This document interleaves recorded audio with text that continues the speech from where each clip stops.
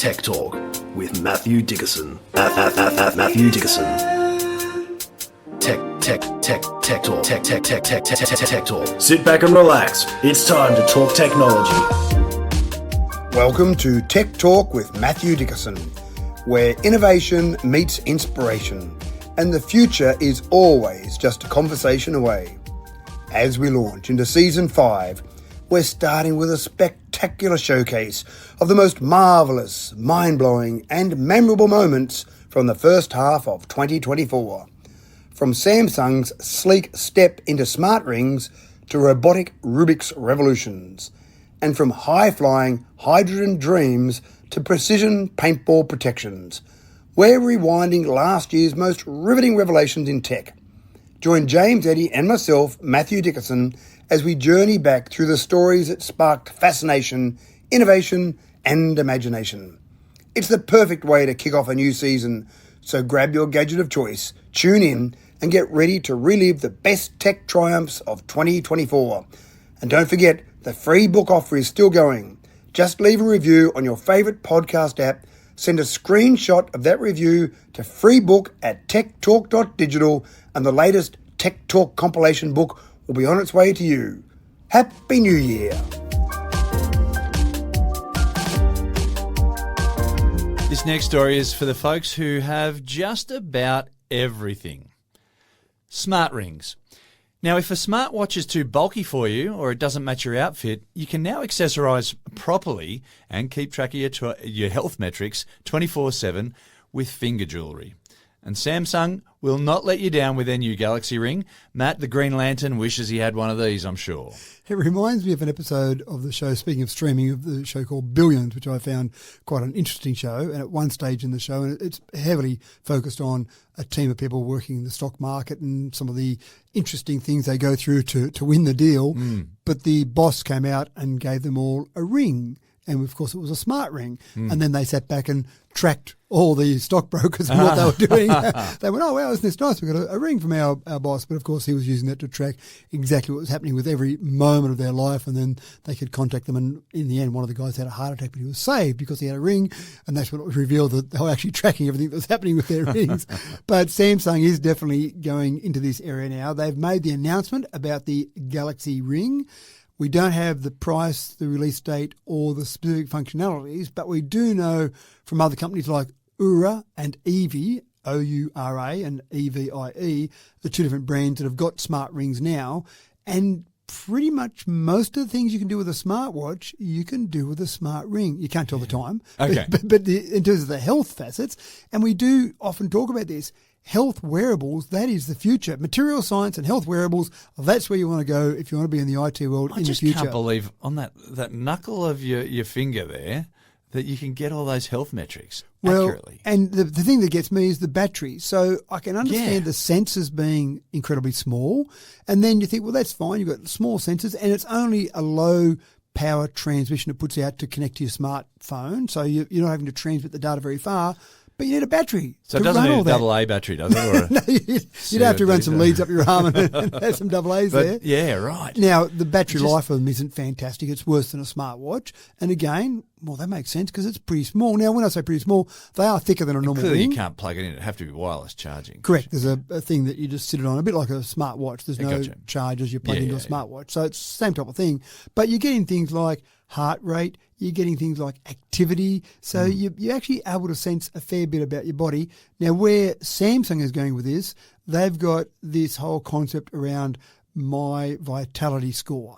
And based on that, you've got four main areas: activity, nutrition, sleep, and stress management. So they're using your watch, your phone, and when the ring comes out, your ring, to try and help all this and give you this score, this My Vitality score, a booster card. You can check on your vitality through the day, see how you're going.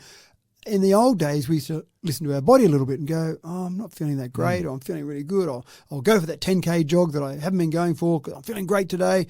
But now, just to see how you're feeling, you put out your phone and go, oh, I'm actually feeling pretty good today. I didn't realise that. Yeah, just double check. I'm not feeling sick. No, that's right.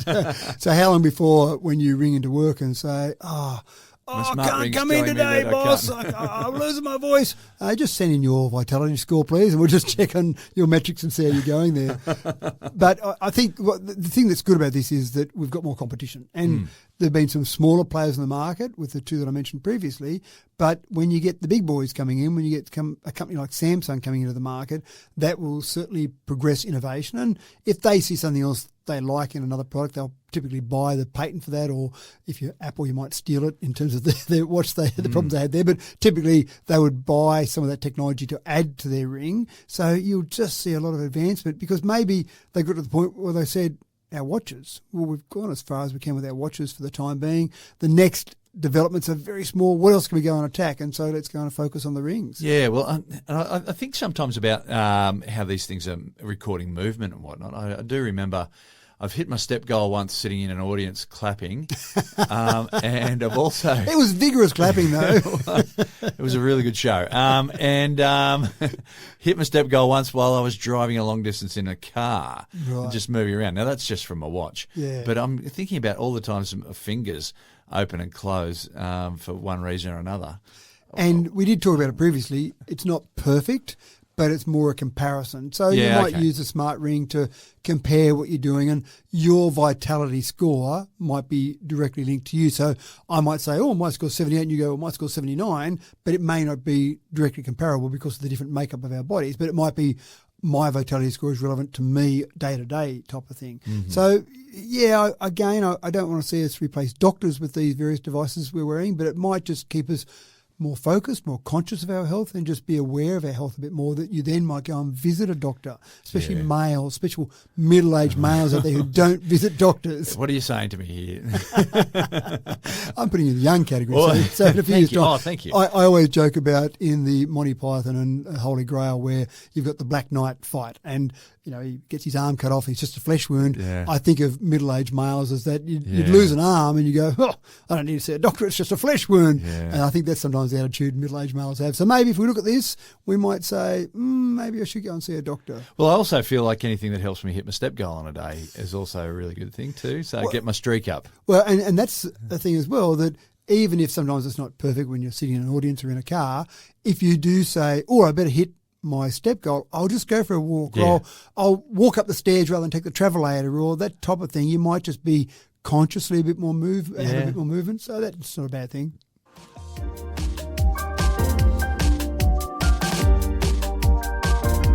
NASA is taking another step towards colonising Mars, folks.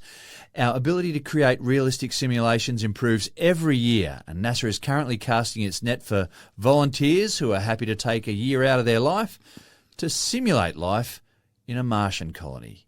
Matt, you've got the deets. I've got the deets, and sometimes I think, wow, that'd be cool fun. It would be, but then after a week... Yeah, for a year? For a year. Oh, gee. Well, one of the big tests for these people is how well they can get along with other people, or how they manage things when they're not getting along. Because there's nowhere to run, nowhere to really hide. I've lived with flatmates that a day is enough. Yeah, and so yeah. it's good that you can get out of the house when you're living with certain flatmates. A while back, it must be at least 5 or 6 years, they had an experiment about was it the 6-month or the 12-month trip on the spaceship, and they just set up some shipping containers. And these people had to inhabit these shipping containers. And apparently the deal was that if they had a delineated corner, a little marked corner, that's their private corner.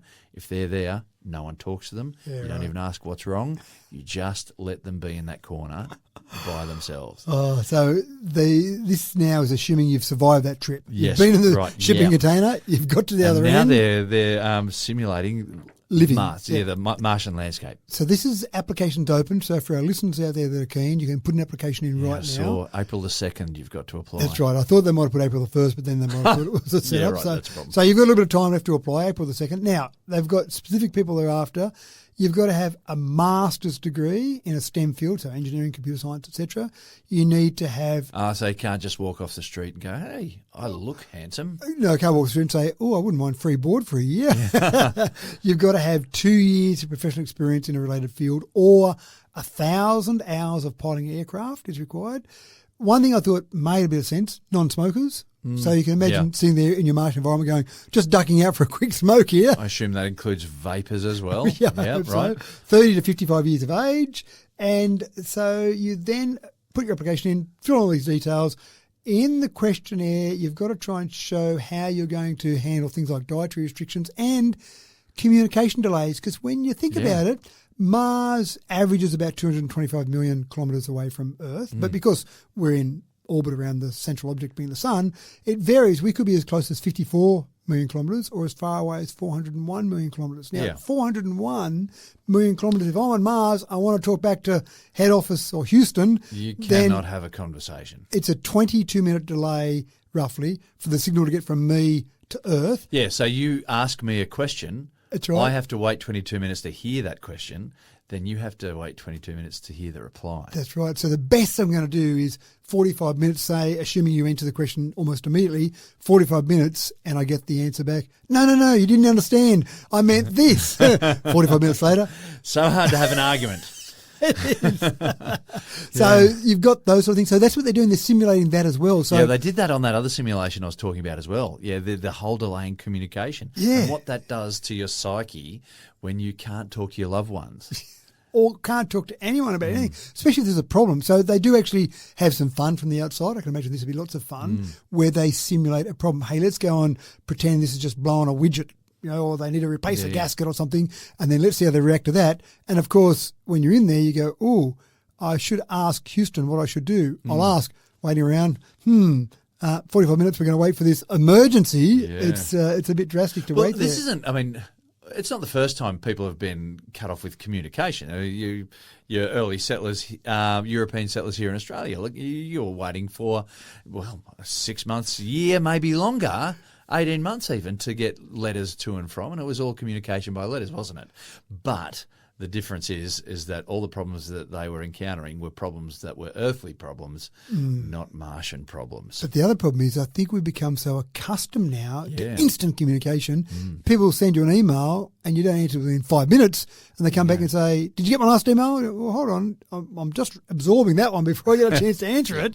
And now I've got another one to deal with, which is you asking whether you saw the first one. Yeah. So because we expect that, then 45 minutes is a huge delay. Yeah. Now, so you're right. So this is the second CHAPIA experiment. So Crew Health and Performance Analog is what that stands for. So CHAPIA experiment. They've also got the High Seas facility in Hawaii, which is the same sort of thing, and that's what you're talking about. I think that's the crewed missions are the ones you're talking about there in the actual mission to get there. This one will actually be in Houston, Texas, where this site is. The full size of it, 1,700 square metres. So that's it. That's your entire living environment for that. So better than a shipping container, but still not that large. Still, considering the space that you take up as a human on Earth, that's right. On Earth, yeah. But they'll do on that agriculture, robotic operations, maintenance of the habitat, virtual reality spacewalk. So I assume they'll put a helmet on and pretend they're out spacewalking. So it sounds interesting. And obviously the big thing is physically, I think they're comfortable with how we can keep humans alive and physically healthy. But the big thing that we just don't know the answer to is the psychology of it and just the resilience of humans in that isolated environment. Now, I assume they're going to do it similar to a crewed mission where you might have, say, 4 to 6 people. So let's say 6 people. I assume they're going to have about 6 people there. Now, it's not that hard for one of those 6 to just grate with you a little bit, get on your nerves a little bit. Have a quirk, shall That's we right. say? And just...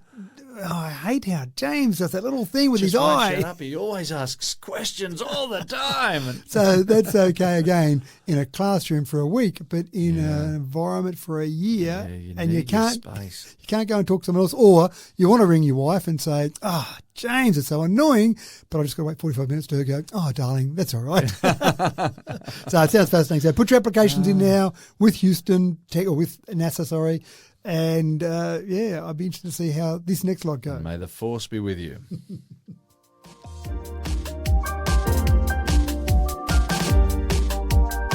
The age of sail is back again, ladies and gentlemen, but it may not be quite as romantic as when we left it.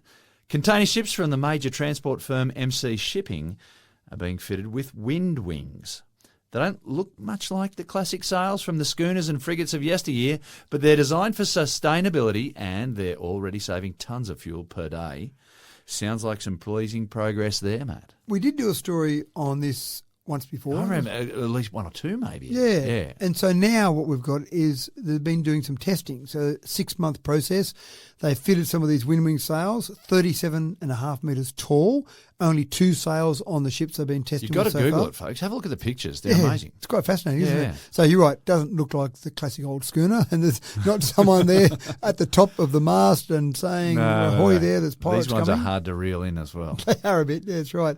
So they've done some testing. The vessel's been going around China, around Brazil, and so essentially over 6 months they've now got some data, which is fantastic. On average, the WindWing sails were saving about 3.3 tonnes of fuel per day, and I'll get to percentages in a moment because 3.3 tonnes, does it use 7,000 tonnes a day or does it use 5 tonnes a day? I read one source saying saving 12 tonnes, but that seemed like a phenomenal amount. Well, it is, but that's what they found. On optimal wind condition days, up to 12 tonnes. Yeah, so on wow. average, 3.3 tonnes, but on days where the wind was absolutely spot on, a gale behind you, fantastic, up to 12 tonnes. So I'm wondering how many tonnes one of these container ships has to of fuel. That's right. They have to take with them on a long journey. And that's the relative thing. Whenever someone tells me a number, I say, well, that means nothing to me because I don't know how much fuel a ship uses. But so still, if you're saving 3.3 tonnes, it sounds like a lot. God, that sounds like a lot. So let's go percentages now. Okay. 14% on average is You're what they right. say. Okay. So the 3.3 tonnes converts to 14%.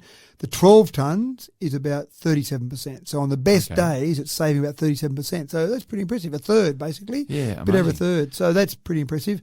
And So 1 in every 7 trips, you get a free trip. that's one way of looking at it, yes. Yeah. If you look at the 14, 7 14s or 100, close enough. That's very cool. So, so it's pretty good. Now, that's with 2 wings. 3 wings, they save an additional 1.5 times saving. So essentially, which makes sense. It's kind of adding an extra saving to it by having the 3rd wing there. Now, the problem is that you've got these ships that are typically pretty low to go under bridges or to go into ports. Oh. Now they're 37.5 metres tall above the deck. Oh, dear. Bit of a problem. There's always a downside. Now, I have seen ones where they lay them down, but it doesn't look like these ones lay down, but that's an option. You can lay them down so they're not an obstruction, but they've started working with 250 ports that they're commonly at to work out how they could bring these sails into ports without causing any damage. And I actually thought about when the ship comes up and docks, if the sails are still sitting there, now you'd obviously turn them so that they're not hitting the wind side on, they're hitting the wind as a thinner surface area as possible. Yeah. I just still thought, even with that, there's probably a bit of wind pressure and you probably don't want your ship docked and then getting pushed over in different directions by the wind. So that'd be one challenge. So maybe the best way is to lay them down, but that's all still part of the ongoing research. The big thing is there are around 110,000 merchant ships. If they're burning those sort of levels of fuel each day, then you start to add up to a lot of fuel burn each day. Yeah. If you could have a 1/3 saving across all of those, remember these are retrofitted, that sounds like a significant saving. So we might see new ships coming out with these, but also retrofitting might be one part of the step just to reducing fuel overall. Maybe a good time to become a sea captain as well. A change of career.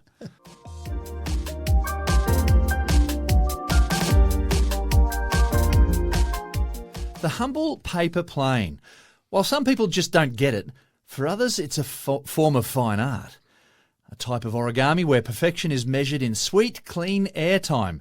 In my time as a science teacher, I've come across adults and children alike who compete for sheep stations in paper plane competitions. Their trusted design is a mark of honour. But all that is about to come tumbling down. Matt, now that robots have been allowed to sit at the table. I know you're a paper plane fan, and I know am. you love your paper plane folding and trying to outdo someone else. So I'm So not my sure. intro came from the heart this time. Exactly. And I wasn't sure if you'd like this story or not. No. But there's been a new robot created called Paperbot. And it was created by some people at the Columbia University Idiots. in New York. And what they're doing is they're doing exactly what you and I would do when we're making a paper plane, but they're doing it more accurately. So you and I would get there and we'd fold a paper plane and we'd go, right, I've got this competition against my good friend. I'll throw that one and see. I'll go, oh, not too bad. I'll try another one. Oh, right. Oh, yeah, not In quite. aerodynamics, millimetres count. And they do. And also the problem we Fractions have, of a degree, yep. the problem we have when we're doing exactly that is every time we test our plane, It'd be nice to throw it at exactly the same angle with exactly the same force. It's all about where you're holding it. And That's how right. the folds are creased. But as humans, we're not that good at replicating perfectly what we do. So Paperbot is going away from the idea of computer simulation to design a paper plane. So they're not cheating in that respect. But what Paperbot does is has the basic instructions to fold a plane, folds the plane, then launches at the optimal launch angle and at the same force every single time. Does the launch, measures where it lands. Okay, I got 7 metres with that one. Fold another one. Make a subtle change. Millimetres we're talking about. Now, the launch and the power are identical each time. Given the fact that they're probably doing it indoors, so not a lot of outdoor wind to contend with here, you're probably going to get a fairly accurate fly each time to see which design is better. What they did was they tried some testing. They got some paper plane enthusiasts. I don't know why we didn't get the phone call, James. Yes. They got some paper plane enthusiasts, and they said, you've got 3 hours to sit down and do some simulations, do some different folds, collaborate, throw some ideas together, and come up with the best plane you can. Paperbot did the same thing, had 3 hours to fold and throw, fold and throw. Over the 3 hour time frame, Paperbot managed to do 100 different designs, and no surprises here, but it's going to hurt. You know that Paperbot outperformed the humans, significantly outperformed the humans. I've never been so disappointed in one of your stories. We've done a lot of stories over 4 years, Matt, and I've never been so disappointed in a story. I know, but let's look at the good side here. I know we've talked before about some material science where a similar concept has occurred where forget about doing computer modelling because sometimes strange things happen. So put different components together and then test. So in other words, you might be testing for tensile strength. Yep. Put those components together, test, okay, you got so much strength out of that. Change the mixture slightly, change what you do slightly, test again. That's where robots can be really effective. And suddenly you get a compound or an alloy you might get that you wouldn't have even thought about as a human, but because it's just doing trial and error, it's putting together combinations. Completely objectively. Exactly right. Just saying, I'm going to put this in, I'm going to put this in. And someone might say, well, that's stupid. Why would you put that together? But it doesn't think that. It just puts it together. So the trouble with having a human brain is we tend to get, when we try to be objective, we often fall into the subjective and we get distracted and go down a line. And I know when I used to do training for some of my technicians in a computer business I had many years ago, one of the things I used to talk to them about in troubleshooting was I'd say, do the quick things first. And so there'd be a problem they might be having. I'd say, this example here, test that first. And of course, the young technician would say, well, that's not the problem. I say, well, it's probably not the problem, but do that first because wouldn't it be painful if you went and did all the long time-consuming things and you came back and went, oh, that was a problem. I should have checked that first. Yeah. But trying to get someone to think that way, to test something that you definitely know is not the answer, but 1 in 100 times it is. Gee, I'm glad I tested that way first. Yeah. Same sort of thing. When you're mixing these different alloys, as a human, you might just go, no, I'm going to dismiss that. I'm not going to waste my time on that one. It'd be a bit like your lotto, filling in your lotto and saying, well, I'm not going to put in 1, 2, 3, 4, 5, 6 for my lotto numbers because that'd be silly. Well, it's just got the same chance as putting in 8, 10, 15, 17, 32, 16 and 38. So it's exactly the same statistics in terms of the chance of it, but it just looks wrong. So as a human, you might dismiss it. So this is the concept. So they've tried some other things, not just paper planes. So they weren't trying to win every paper plane competition around the world.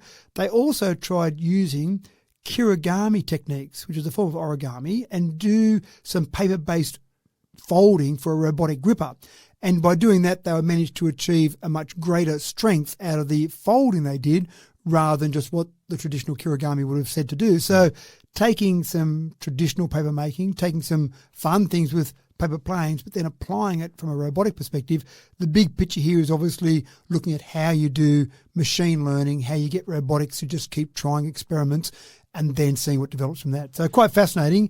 But I wish they would have picked something besides paper. Yeah, it was a good story, but I'm still unhappy. Good. Sorry about that.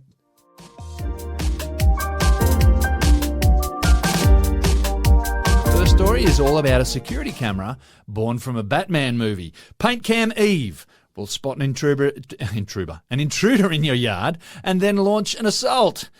This is the ideal security camera for doomsday preppers and people with alter egos and a lycra suit in the closet. Matt, there's no way that this idea will turn into a litigious minefield. Surely. I'm going to make a big statement here, James. We've done, I would estimate, over 1,500 stories. And this one is up there at the very top of my favourite tech stories.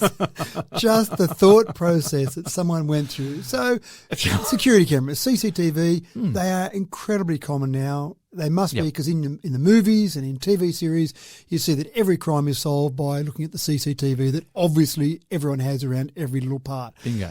So that's not that unusual to have CCTV. It's getting cheaper, it's getting better, high resolution, 4K cameras, all fantastic.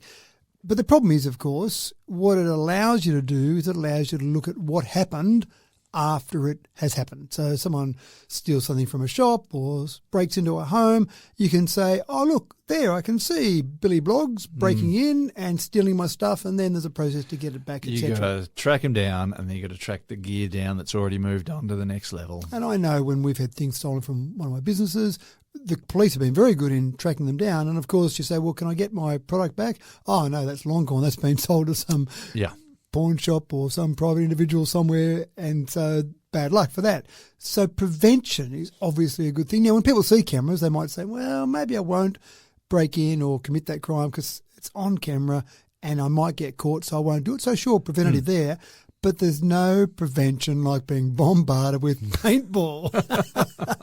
I've played paintball. In fact, my friend, and I say friends in inverted commas, treated me to a paintball trip for my bucks party when I was getting married. And so, as you can imagine, as the buck, then I was a bit of a target for everyone. So it was exactly what you want for a bucks party, one target, and everyone else having fun at their expense. But paintball hurts a bit when you're playing paintball. Absolutely. And you're running around, you've got goggles on to protect your eyes, and you get hit by those little bits of paint, and they do sting a little bit. So I can just imagine someone coming along to break in, and next thing you know, they're being bombarded with paintball. You're probably going to say, I'm not going to stay here and continue on. Although maybe you do, because maybe you say, wow, if they've got some paintballs firing at me, they must have something really valuable inside. I'm going to wait till it runs out of paintballs and then I'm going to go. But the next step, if the paintballs don't do it, you've also got tear gas pellets. I read that in your notes and thought, oh, no. Like, paintball, you can have a bit of a giggle as you're watching on the camera, but the tear gas, it's starting to get to next level, isn't it? Oh, that is. So you can just imagine someone coming along, hit with a few paintballs. That's all right. I'll withstand those, or I'll wait till it runs out. And the guy's just trying to drop off a package. well, that's exactly what I thought. I thought you can guarantee you'll never receive a delivery from Australia Post again. The guy comes back from his round going, what's all the paint over here? I had to deliver at the Dickerson place today. So it does sound incredible. But I think the logic of it is quite interesting. Self-defense options, non-lethal, that's fine. Sure. It does give you verbal warning. So to be fair, it says, please move away, otherwise you'll be hit with some paintball. And you'd hear that and you'd think, yeah, sure. Once you get hit by the first one, you might think, okay, they're not mucking around now. The tear gas one, I think, is probably next level. But there are some pretty clever bits of technology in it. It does have facial recognition, so you can get it to learn your delivery man, someone that delivers your parcels, the local Australia Post person. So it sees the face of that person and says, nah, everything's okay, it's all good. It also does have the ability, as most CCTV does, to go back to your phone so you can actually say, oh, yes, that's okay, that's someone dropping off a parcel to me, or that's a friend I know coming around. So don't bombard that person with paintballs, or that does look like actually someone trying to break in. Hit them now, go for it. I couldn't find out how many paintballs it can store.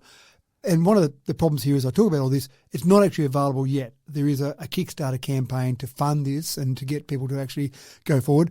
I don't know what areas, what countries it's available in or will be available in, because surely, as you mentioned there, the litigation. So I surely, just think here in Australia, where we've got more litigation per capita than any other country in the world. Well, we've beaten America now, aren't we? We're in front of them. So we get to that point where you've got to have some regulations around it, but I can't imagine the regulations are going to be easy. So I don't know where it's available, but go and have a look at it. It's called Paint Cam Eve, and it does look quite interesting. But I said, again, just for the brashness of this, it almost goes to the top of my list of stories. The next model will we've have done. rubber bullets. Then, what who knows what. And then if you're in device. Texas, it's probably real bullets that you have firing at you. So. Anyway, sounds quite fascinating.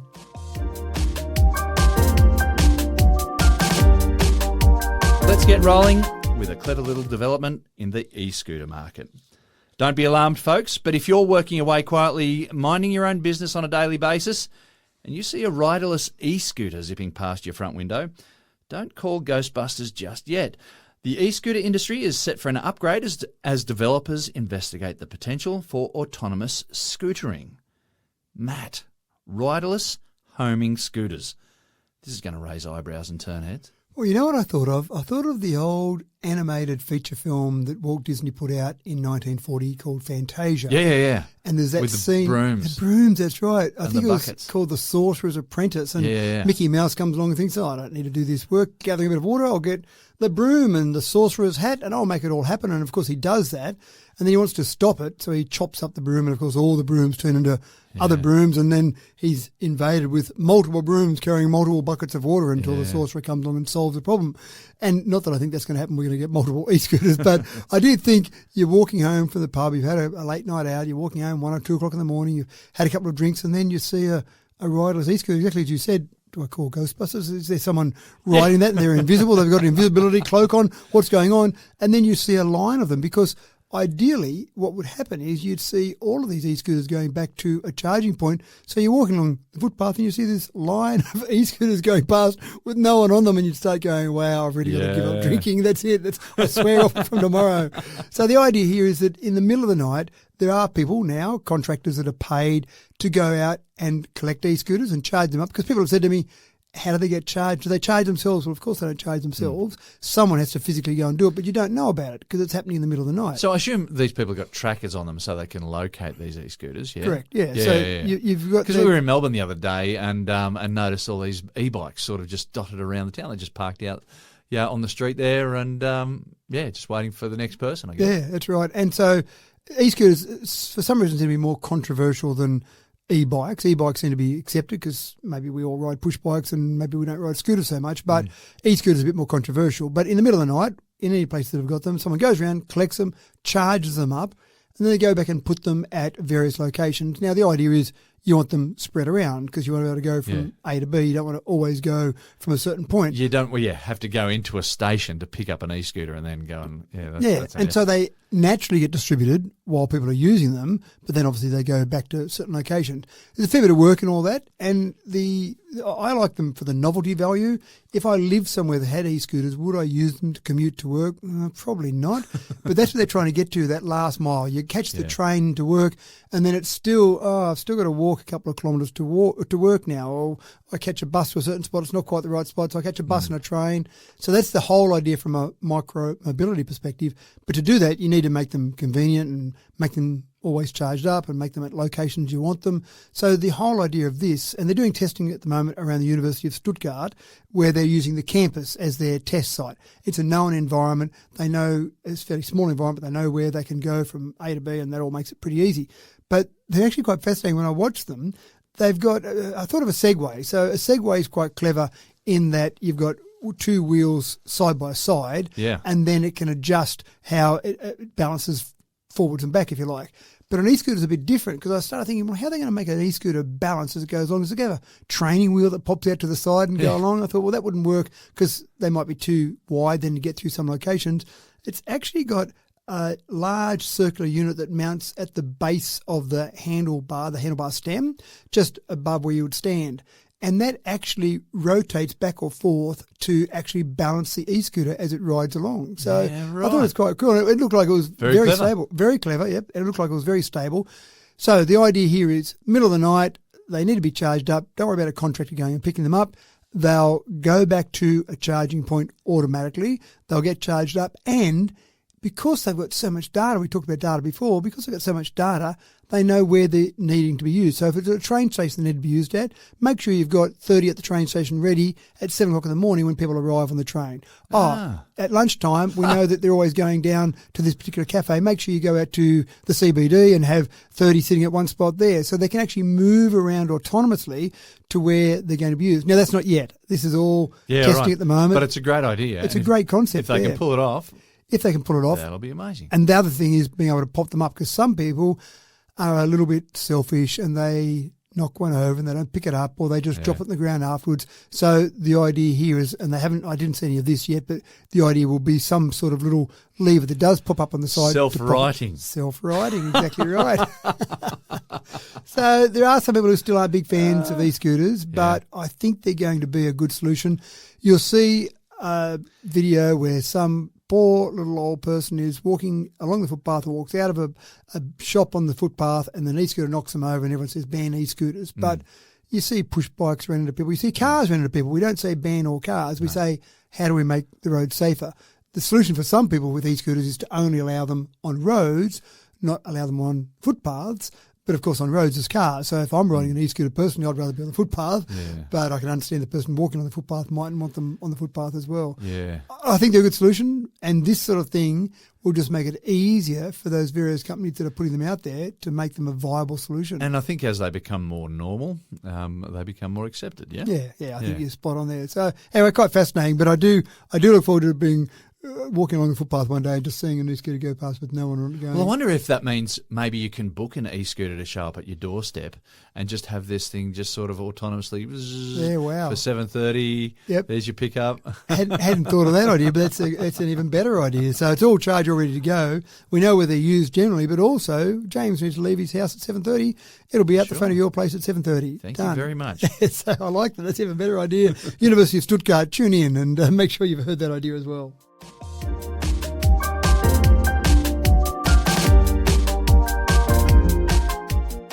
Here's your chance to grab a free copy of the latest Tech Talk compilation book in 3 easy steps. Step 1. Listen to any Tech Talk episode, like this one right now. Step 2. Leave a review on your favourite podcast app. Step 3. Email a screenshot of your review to freebook@techtalk.digital with your name and address. The first 20 emails each week until the end of January 2025 will each receive a free book. Don't wait. You are listening to this podcast right now.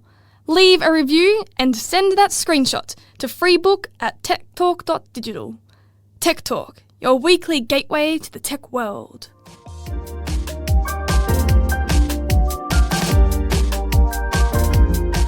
Button batteries. They were a revolution when they hit the market way back in the 50s.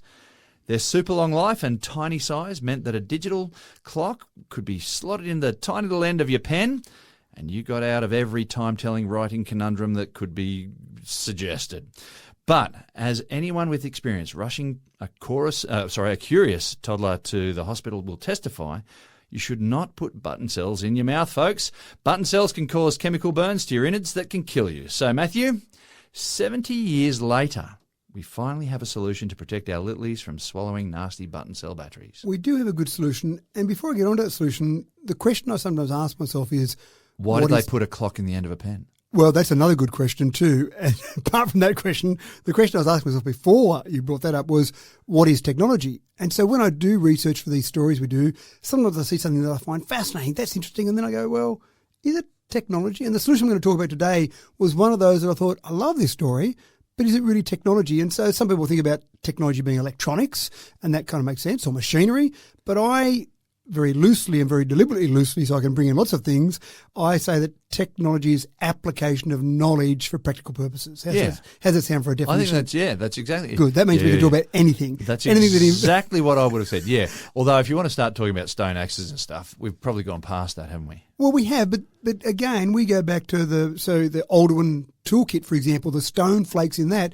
At that particular point in time, they go, oh, you see those blokes over there? They got some flash little stone flakes they use. Yeah. How flash are they when they're cutting up some meat? So that would have been technology in the day. So I would say maybe not so much now, but back in the day when that was created. And of course, things move on. We discover better things and we go forward. So there's a whole range of things about this that's quite fascinating and interesting, which I want to talk about. So under that definition of application of knowledge for practical purposes, I'm going to say this is technology we're going to talk about here. For sure.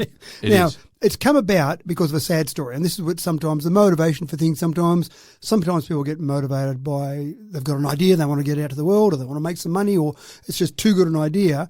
This one, unfortunately, as sometimes happens, was driven by a tragedy. There was a young child named Reese who died, unfortunately, Reese Hamsmith, who died, and she swallowed a button battery at the age of 17 months. And exactly as you said, there are a whole range of things that can happen.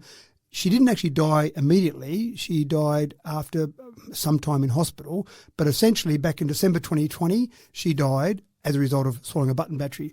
Her parents said, I don't want this death, as you can imagine, as heartbroken as they were, this death to come to no good. So they created a not-for-profit called Reese's Purpose. So in other words, the purpose that Reese was on this earth, even though she died so young, is to help other people. So they started working out ways to reduce the risk of button batteries for other children around the world. And when you consider that at the moment in the US alone, about 8,000 minors are admitted to emergency departments as a direct result of swallowing batteries, then it's a bigger problem than I realised. I thought it wouldn't happen that often. Surely we know about the danger, so it wouldn't happen that often, but obviously it does happen. And that's no disrespect to those parents of those 8,000 children each year, because kids get into everything. That's right. Accidents happen. Accidents happen. I've got my son, who's now 22, has got a scar on his fingers because at one stage we don't have any heaters in our house because we've got slab heating, so you don't see any heat source.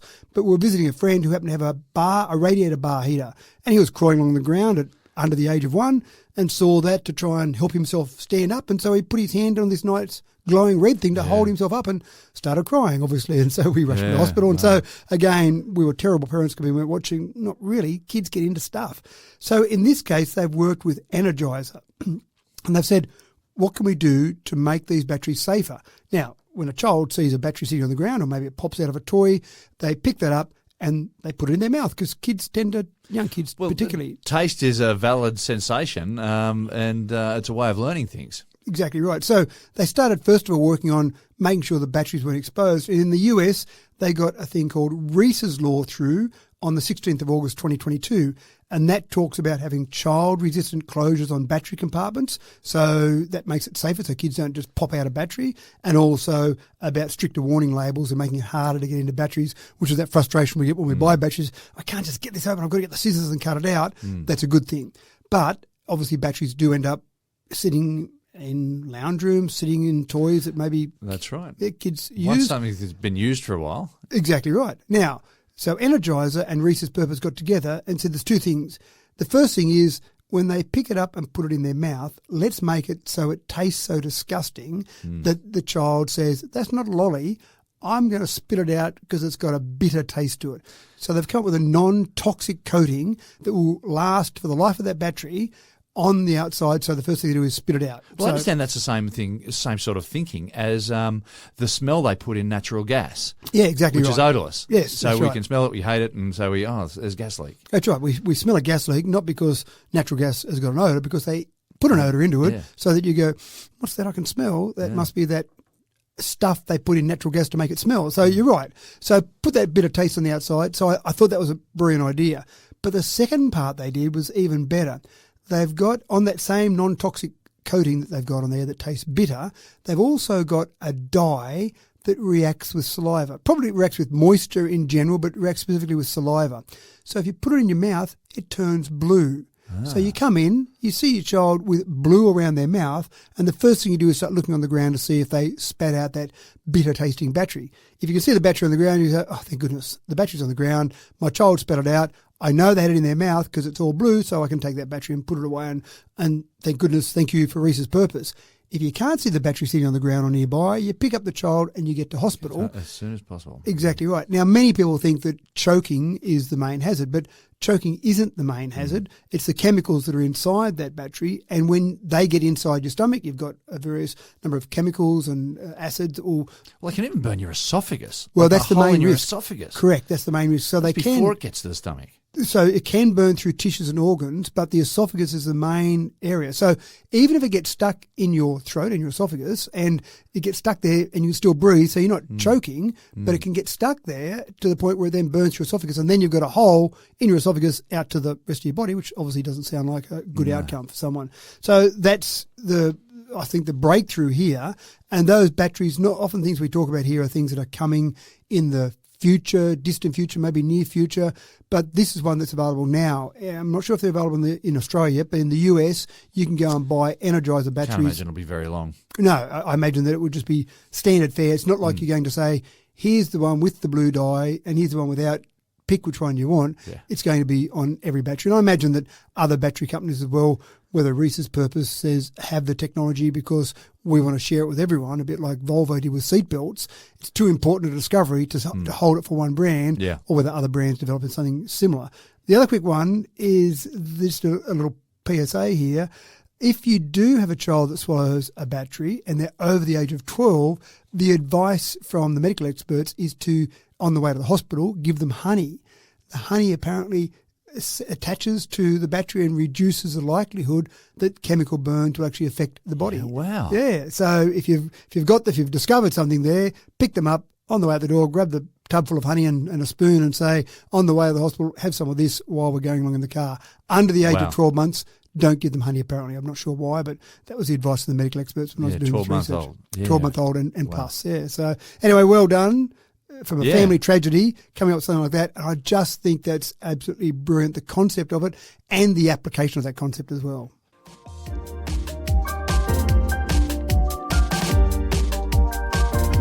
Battery-powered flight may get a little nudge thanks to the modern wonders of hydrogen. We know that weight-to-power ratios have been somewhat of a limiting factor for electric aircraft to this point, but the folks at AMSL Aero, that's a little Aussie startup, reckon that they're on the way to a revolution in the skies. Matt, how's this all panning out? I'm actually pretty familiar with this company because I've seen their aircraft in testing. I think we've done a story on them before as well. We might have had a little other story. batteries, yeah. Yeah, now, and it's progressed from where we've last talked about them. And when we've talked about them before, and possibly in terms of just physically seeing them, what I've seen is the device, the aircraft they've got, has been tethered to the ground via cables that allow it to take off and go maybe a metre or so off the ground, and that's it. So if something goes wrong, it doesn't go crazy and land on someone's house somewhere. Yeah. So that testing has been done. And these particular aircraft, they're quite clever in that they've got a takeoff process like a quadcopter. So they've got 8 motors on 2 wing structures that takes off vertically. And then once it's in the air to fly, those motors turn horizontally and then they're winged, so they fly horizontally because you use a lot of power in a quadcopter to keep it off the ground and then you need some power to move it forward. Whereas, as we know, when you've got an aircraft moving forward, what's keeping it off the ground is actually the movement of air over the wing. So you're not wasting energy to keep it above the ground, if you like. So they like the idea of vertical takeoff, so a bit like the old Harrier jump jet. It can vertically take off and then flies like a normal plane. So that's very clever. They've been working on this with batteries for some time. That's the work they've been doing so far. They've got to the stage now where they believe they can fly one of these about 200 kilometres in terms of range with batteries. And they've got a few instances where this will be used. Aeromedical retrieval is one of them. You take a Royal Flying Doctor Service, for example. You don't need to land on an old bush runway or on a highway somewhere and then get the patient transported from the accident to the plane and then back to an airport and then back to a hospital. You need someone's backyard that's big enough. Yeah, even beside the road, a lot of these are road accidents beside the road, someone's backyard, whatever, land there, put them straight in, and then because it can land like a helicopter, it can land at a helipad at a hospital. So you're basically straight to where you need to go. They've actually got one commercial order already to deliver these by 2027. So we're not talking about a long way into the future.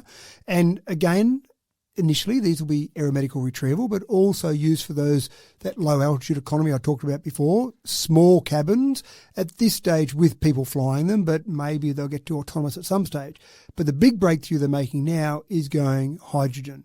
And that's the difference, because once they step over from electric only with batteries to go to hydrogen, you're talking about 200-kilometre range becomes 1,000-kilometre range. Much more practical. Yeah. And that's starting to get pretty attractive. Then you start to talk about small hops around in one country become pretty sensible. So when you start to talk about regional locations feeding into a capital city, whether that be in Sydney, regional New South Wales into Sydney, or regional Victoria into Melbourne, for example, or many areas around Queensland going into Brisbane, that becomes much more practical to do that.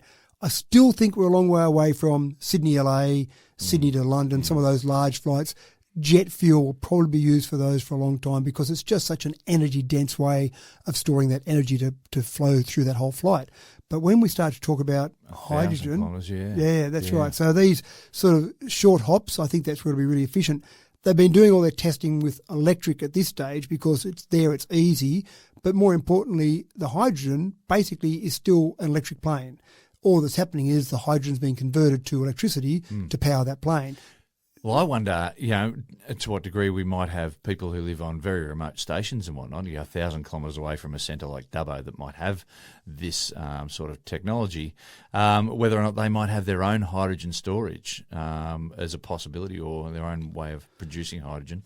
Absolutely. Yeah. And we know there's various ways to produce green hydrogen now. So if you were on a remote station, I'm talking about remote Queensland, for example, some of those huge cattle stations, I don't see a problem with you having some sort of renewable power, whether that be some solar panels, maybe even a small wind turbine, that actually produces green hydrogen for you to power your commuter, your little commuter that you jump into, you and your kids jump in and off you go to school or duck into Brisbane to do the shopping, whatever it might be.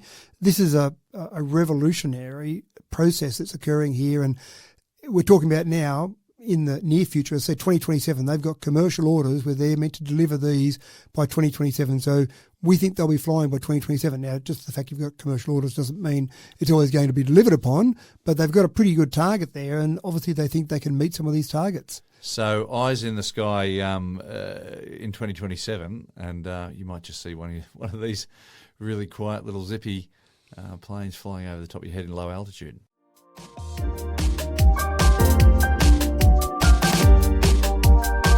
The world of pharmaceuticals is about to get something of a shake-up. For some listeners, the morning routine involves more than a bowl of cereal and a strong coffee. My father-in-law used to joke about the lolly jar of medicines to chase down his toast and Vegemite. So in an era where you can pretty much 3D print anything, printing personalised tablets to streamline the morning routine makes perfect sense. Matt, 3D printing comes to the rescue once again. And it does need to come to the rescue. It's actually a much bigger problem than I realised when you've got people that have got multiple pills to take in the mornings. And they did some surveys out of the UK. They said that 50% of residents are taking the wrong pills or forgetting or at the wrong time on their various pill regimes.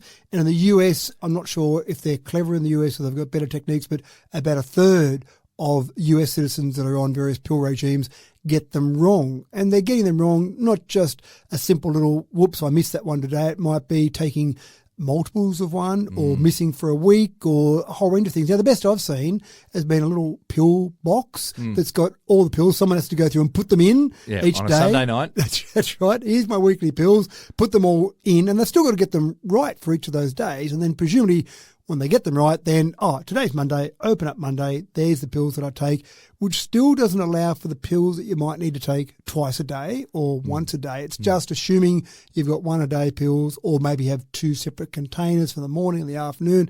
It all gets very complicated, which is confusing for people. So again, 3D print anything. We've talked about that, although my wife still isn't happy until I talk about a story where we're going to 3D print breakfast, lunch and dinner in a pill, because the amount of time we spend actually doing all of that, the average person spends 4 hours a day preparing a meal, eating a meal and cleaning up after a meal. Imagine that 4 hours a day back. So my wife wants the pop a pill for mealtime. Easy as that. Easy as that. We're not there yet, so I can't give my wife good news on that, but we can on pills 3D print a pill. Now, this sounds like the best thing ever if you're a drug lord. You just have one of these set up in your basement. Already. Well, probably happens already. You're probably right. But imagine setting that up in the basement and just popping out whatever pills, whatever drugs people want, illegal drugs I'm talking about. That's not the design of this. I'm sure the researchers are not thinking that's what's going to happen, or hopefully they've got some safeguards in place.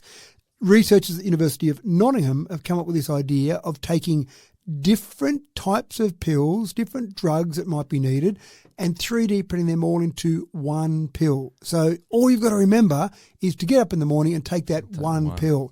They've done some really clever things where they've actually got different release rates. So they've got different geometric patterns internal in the pill. So, for example, if it was a pill that you needed to take in the morning and then in the afternoon another one the same, they could actually design it so it would release that drug over the course of, say, half a day. Or if you've got some pills that you take that are different pills that have got different release rates for each of those pills individually, they can actually build all those into one pill. Now, I imagine this huge big pill. Remember you've got to chew on. The Princess Bride. Remember the Miracle Pill? That was a pill that Miracle Max created to bring Wesley back from being mostly dead.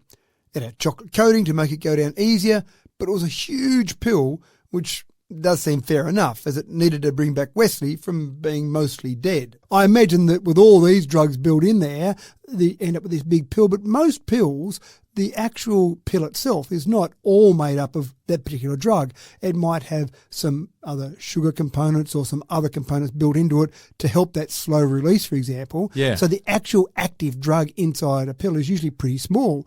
So you can still combine different drugs into one pill and get something that's still small enough just to swallow in one go. So they've tested it so far. They've tested a bunch of different drugs in the one pill. And, for example, they did a range of customizations. They said, let's just try 55 different pills in one run. So away they went, and every one of those 55 pills they produced was different and customised depending on what each individual person needed. Wow. Yeah, so it would be as easy as that. Now, I don't think they're going to be in the basement of a drug lord, but I imagine they're also not going to be in your home. I can't imagine that would be a sensible thing to do.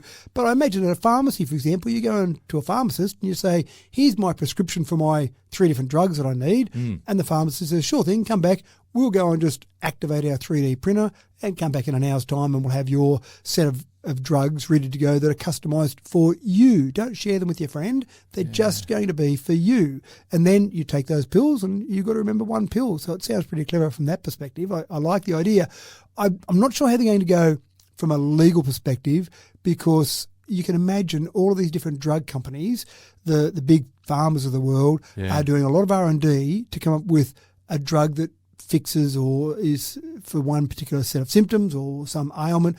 And that's obviously copyright. That's obviously something they've got a legal hold on that for a certain number of years before it goes to open market. So you can imagine someone saying, can I just have the ingredients for that drug for our 3D printer? They might say, no, we're not giving out the ingredients for that. So whether it's going to be only when they get to generic status after, and I don't know how many years it is before you're allowed to have any company produce these pills, but whether or not companies are going to be happy with a 3D printer having all their ingredients, their R&D work after all those years. So complications. That's a legal issue.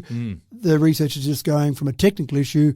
We reckon we've got it pretty well nailed at this stage. So not there yet, but it's going down the path. Very cool idea. It is a very cool idea.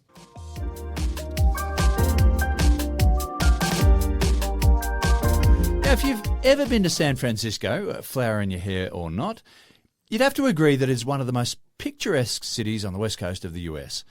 A pretty city, and perhaps a great place to leave your heart, some might say. Famous for its little cable cars that climb halfway to the stars, it now offers another unique experience. Its new gimmick of driverless taxis are building in popularity amongst sightseeing tourists. Matt, you've got to have your plane ticket by now for sure. It's time to go driverless taxi sightseeing. You've got to be prepared for it, though. If you do go, so this is a tourist attraction now, believe it or not. Robotaxis in San Francisco, that is a tourist attraction. Forget about, I'm going to San Fran to ride the cable cars. I want to go up and down these hills. Golden Gate Bridge or out to Sausalito. Yeah. Robotaxis, that's what's drawing people there. But you've got to be prepared, because when you get there, it's a bit like Uber. When you book your driverless taxi, you go into an app and you book it, but they're not taking everyone on day one. So you get to San Fran and go, great, I'm here because I want this experience. So you pull out your app and you register on the app and it says, sorry, there's a registration waiting period. So it takes about a week. What? Yeah, because there's too many people using it. So they've got to keep a limit on there. So you've got to wait about a week. So if you're going to go there, make sure you register on the app before you go there, at least a week before you go there. So then when you get there, you can say, That's right, excellent. now I can pull that out and I can register that and I can pull it off, and the car pulls up and you get in, you take your photos in there, your videos, whatever you want to do, and say, look at me having a great time, because you wouldn't be having a great time unless you posted a photo about it on social media, because then that's the way you know you're having a great time. Knows. Yeah. That's right. Yeah. But this is a legitimate tourist attraction. People go to places Amazing. for a whole range of reasons to see things. And I must admit, I do sometimes visit places that are technology or something that's a bit interesting from a technology perspective that they aren't normal tourist attractions. And the one that comes to mind is the Ostrasand and I'll make sure I get this right, in Copenhagen across to Sweden. There's a bridge/tunnel.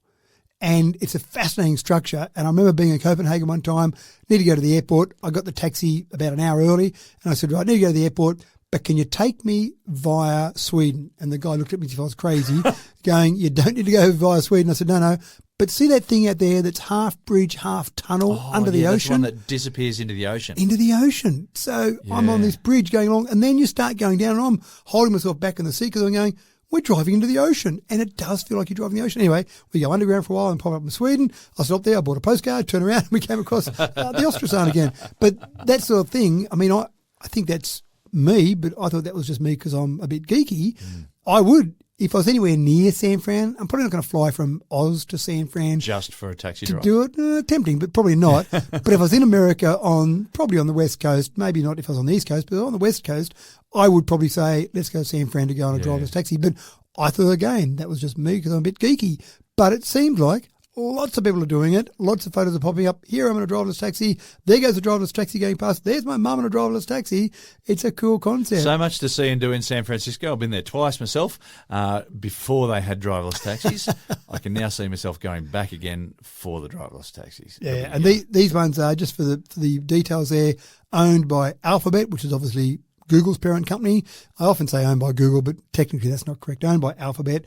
They're Jaguar I-Paces, so they're Jaguar EVs, and I've played around with Jaguar EVs. The thing that struck me when I drove a Jaguar EV, it wasn't a driverless one, but you could make it make pretend sounds if you wanted to. So you could change it to sound like a V8, sound like a V6, sound like a turbo, or just be quiet. I went the be quiet option in the end. And they've got radar, LiDAR, sensors and cameras, and you can sit in every seat except the driver's seat. So no one's in the driver's seat, but if you get in the driverless taxi in the driver's seat, it won't go. So interesting. I'm assuming there's still the controls there. All seats facing forward? Yeah, they are in okay. this one, Yeah, right. But in future cars, who knows? Sit around a table and play cards while you're on your driverless taxi ride. Oh, not while you're sightseeing in San Francisco. Probably not. Too No, busy that's right. staring out the window. Nighttime, maybe. Yeah.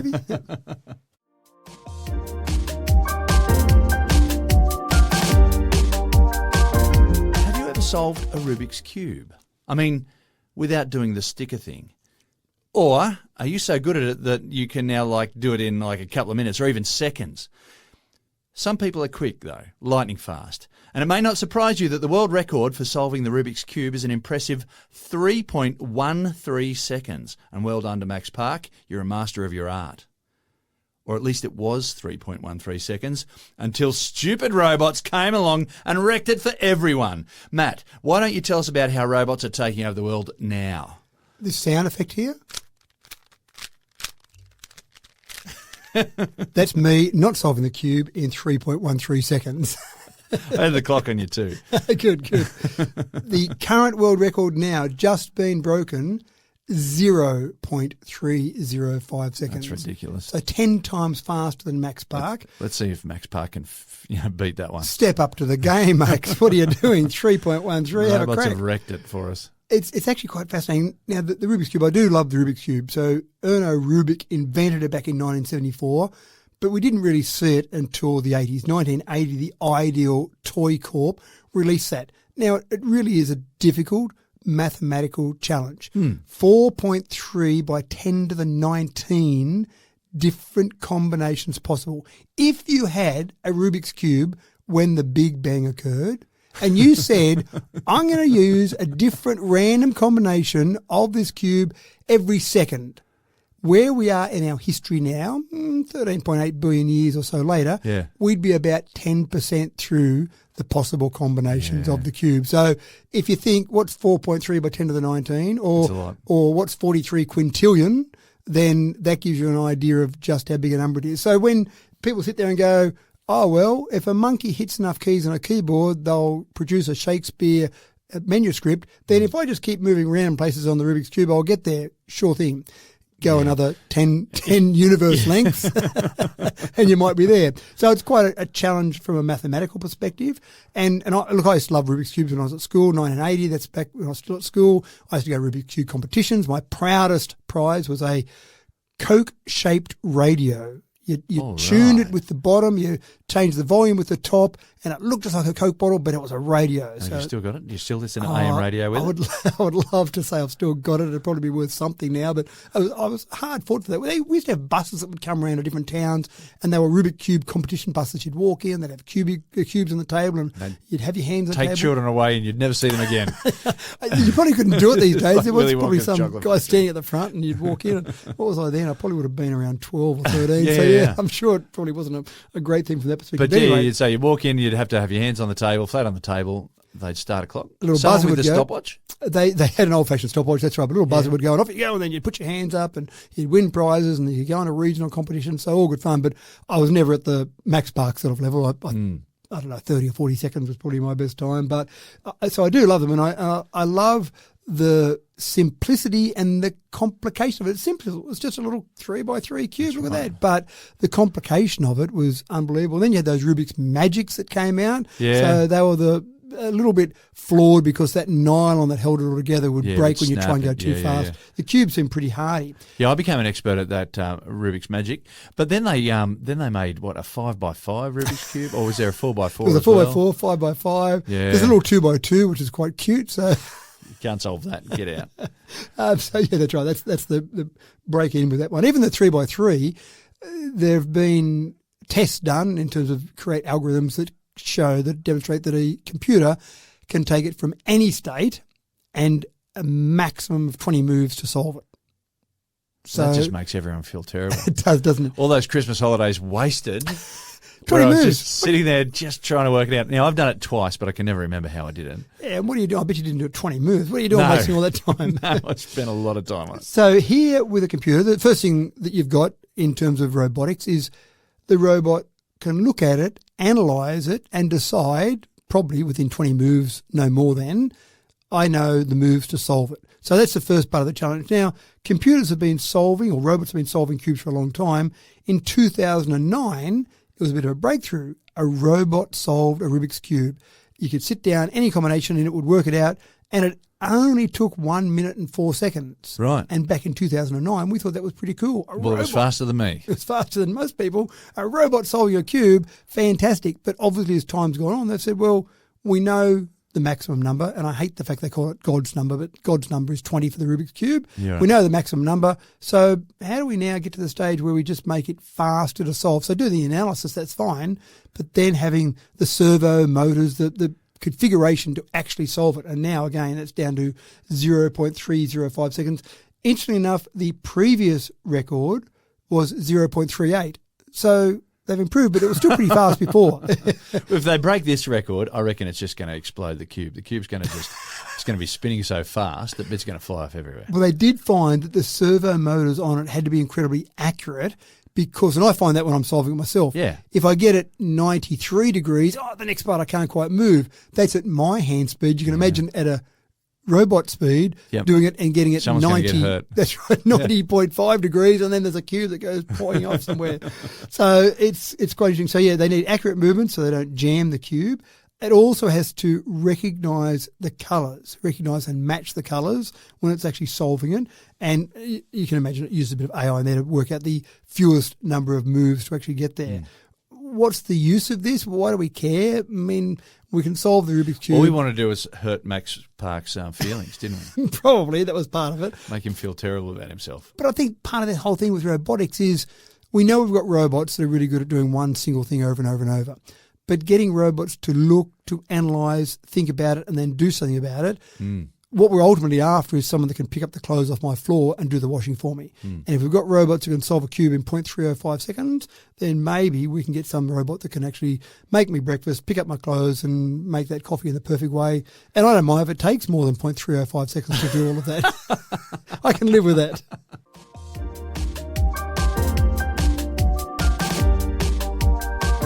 Here's a story for the night owls. Current night vision goggles are pretty cool, but they're really heavy and they border on being impractical. It's high time night vision goggles got an upgrade.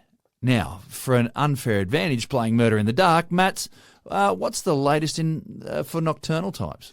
Well, I actually started thinking about this whole idea of night vision goggles or glasses and I thought back to the old comics, Phantom comics. Oh, I used to read. absolutely. Yeah. And you get that page load of things like the X-ray specs. X-ray specs, Yeah. they were the ones. So I actually went and found an ad with the X-ray specs. So I'm thinking, surely no one believed you could put on these glasses and see through things. And so I wanted to see how could they possibly get away with buy it. little spy cameras and stuff like that, but the X-ray specs, they were X-ray specs. And so I found an old ad. It had X-ray specs for only $1. Now we are going back a few years, obviously. So you found an old Phantom comic? Well, online found pictures of some of these ads. So Right. I was specifically looking for the Just X-ray wondering if you specs. mailed in a little note asking them if you can still buy one for $1.50. That's right, yeah. They were $1 and 25 cents postage. 25 cents, there you go, 25 cents postage. So a quarter of the cost of the product was the postage itself. So the ad said, the scientific optical principle really works. So I'm not sure what scientific optical principle. Maybe they were saying X-rays really work. So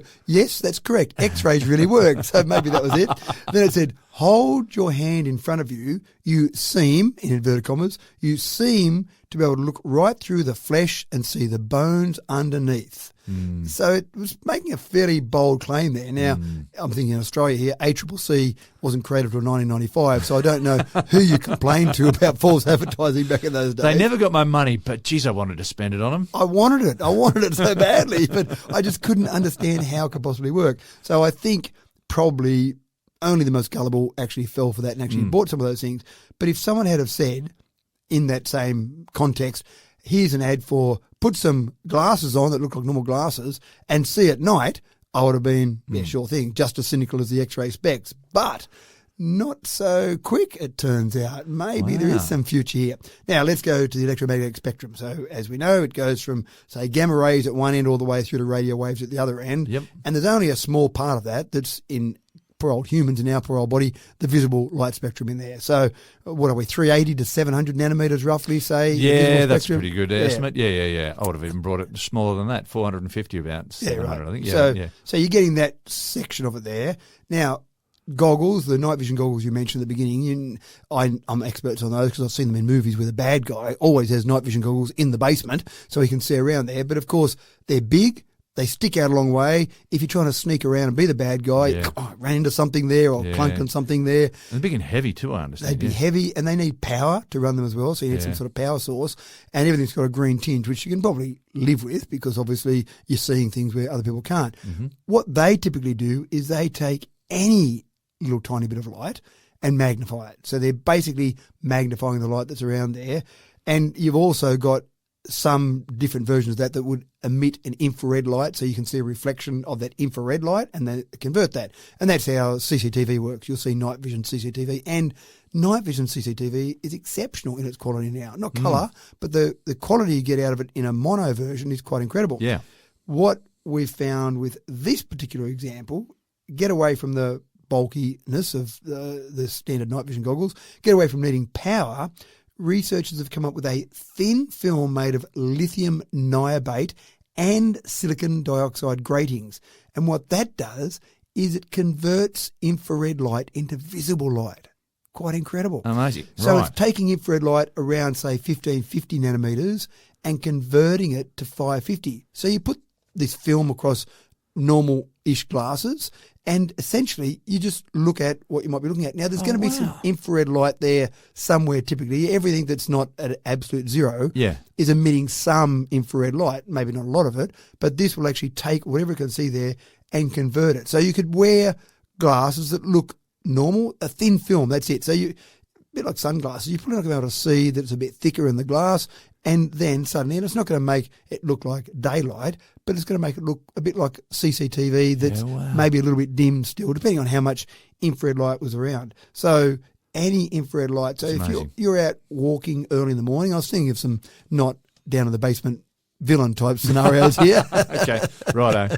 I was thinking about how you might use them in a practical sense, but I thought people go out for early morning walks, particularly in winter, and it's dark. Yeah. And they might be getting to some track or where there are lights there, but it's still generally dark. People might be out riding their push bikes early in the morning. Kangaroos are a bit of a problem. You've got lights on that are typically shining down the road, but not so much to the side. So there are examples, even in the middle of the night. You sometimes get up in the middle of the night, you don't want to turn the light on to wake up your partner. So you sneak around the bed and someone's left a Lego piece on the ground and then that stepped on. And so just having the glasses beside the bed, pop them on, walk around at night without too many problems. Again, there'll be enough infrared light in your house that you'll be able to pick up on that. So again, as with most things we talk about at the research prototype stage, but I can't imagine if they get this right, I can't imagine that there won't be a bunch of different sunglass manufacturers out there. It'll just become normal. They will just become normal. It'll be, we've got sunglasses that are polarised, or we've got sunglasses that are night vision sunglasses, or whatever it might be. Yeah. They probably wouldn't call them sunglasses, maybe moon glasses.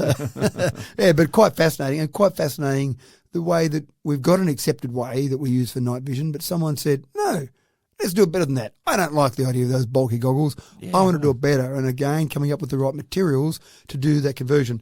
The secret word in all of that is up conversion. So it does a frequency up conversion. That's the thing you need to use in your next barbecue chat. So I'm thinking about the current night vision goggles. The big weakness is that a flash of light, was destructive, right? So, you've seen movies as well. Yeah, I've seen them all. But with these, we're just converting a frequency into a different frequency, so that wouldn't be an issue. The intensity wouldn't be the problem. Correct, and you make a good point there that because the night vision goggles are amplifying that light, you're right, you have a bright light and suddenly it's, you get blinded by the light, whereas this, exactly right, normal parts of the visible spectrum would come through without a problem.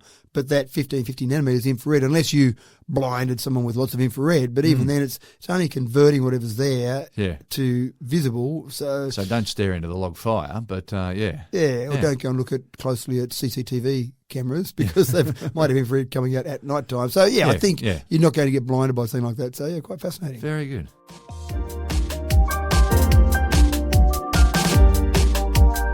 What an electrifying expedition through the pioneering possibilities of tech's first 6 months in 2024. From hydrogen-fueled flights to AI-enhanced safety solutions and 3D printed polypills to self-sailing scooters, we've explored the bold breakthroughs and brilliant brainstorms shaping our future. As we wrap up this retrospective, remember, the tech world never stops turning, and neither do we.